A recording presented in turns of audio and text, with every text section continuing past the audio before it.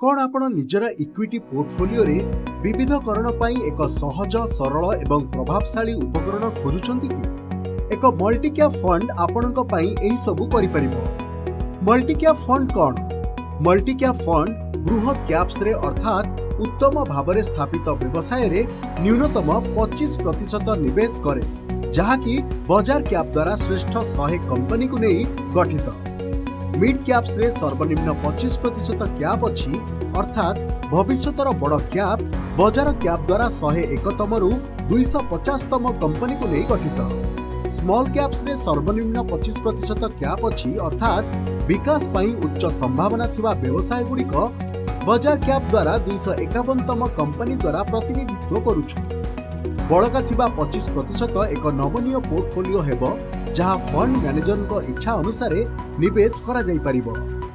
काहेकि जड़े व्यक्ति को मल्टी कैप फंड रे निवेश करिबा उचित, आसंतु ताहा बुझिबा।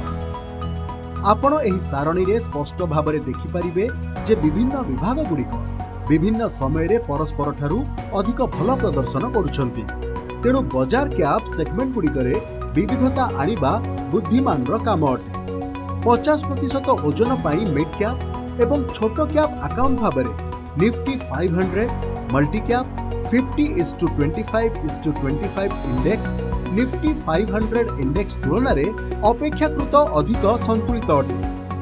एही चार्ट टी दर्शाए जे निफ्टी 500 मल्टी कैप 50:25:25 इंडेक्स दीर्घ समय धरी निफ्टी 500 इंडेक्स को 1.3% CAGR रु अधिक उत्तम प्रदर्शन करिछि। सुजोग विभिन्न आकार रे आसे HDFC मल्टी कैप फंड उपस्थापन करुछि। बड़ मध्यम एवं छोट कैप मध्य रे विविधकरण पाई गोटिए स्थान रे समाधान। एथिरु लाभान्वित हेबाकू लक्ष्य रखा जाइछि।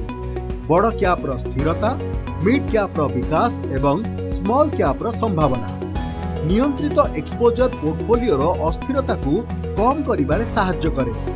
स्टॉक चयन पाई टॉप डाउन एवं बॉटम अप पद्धतिर मिश्रण। मोट संपत्तिर प्राय 60 रु 75% बड़ एवं मध्यम कैप रे निवेश करा जिबा उचित।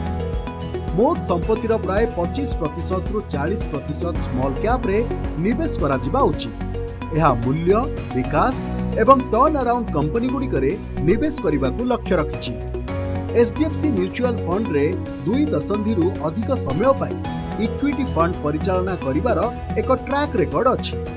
यह पाई HDFC मल्टी कैप फंड उपयुक्त। बड़ कैप, मध्यम कैप एवं छोट कैप सेगमेंट गुड़िकर श्रृंखलित एक्सपोजर सहित निवेशक माने गोटिए स्थान रे समस्त समाधान खोजंती। मध्यमरु दीर्घकालीन निवेश राशि उपरे ज्ञान रखिथिबा निवेशक बाजार कैप आधारित विविधकरण आवंटन प्राप्त करिबा पाई SIP निवेश पाई एहा एक उपयुक्त निवेश माध्यम अटे।